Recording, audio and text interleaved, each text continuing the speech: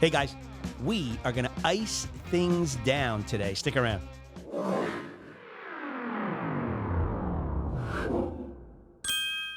Mr. SimpleBiz guy, let's start the show.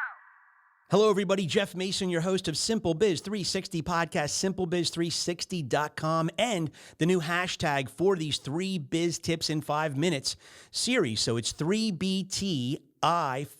You're going to see it across all the social media landscapes, and it's going to try to tie all of these shows together over the next year and a half. We'll probably have close to 100 of them.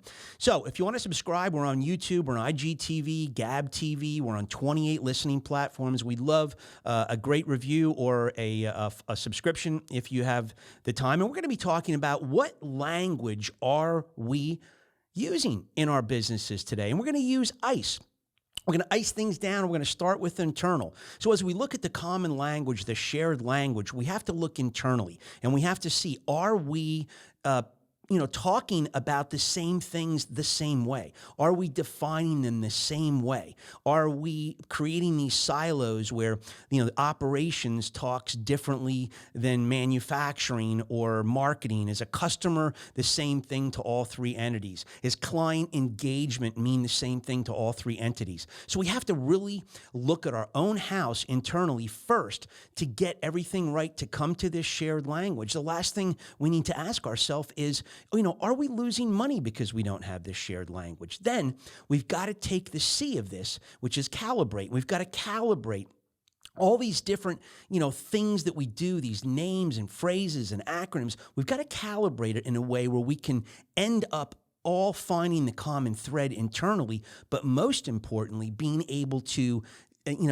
spill that out to the customer base externally, so that when we're talking to the customer is not getting confused. The customer is saying, hey, I understand what these guys are saying. So we've got to calibrate everything to make sure that internally we understand it and that we're delivering it in an understandable way to customers. And then that ICE, that E in ICE is external. So we just really got to look at these things and look at externally what we're doing. Give you an example.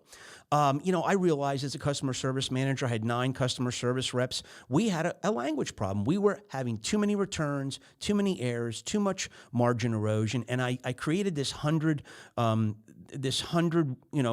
problem test, if you will, multiple choice test. And I only had 1 of my 9 CSRs score above 60. So we had people getting 32, 34 answers wrong. And I knew it, that we were all confusing each other with our interpretations of the language. So we had to train through that and get everybody to understand what we all were talking about. Then, like I said, we had to make sure that the customer was understanding it. So that's the biggest piece of this puzzle.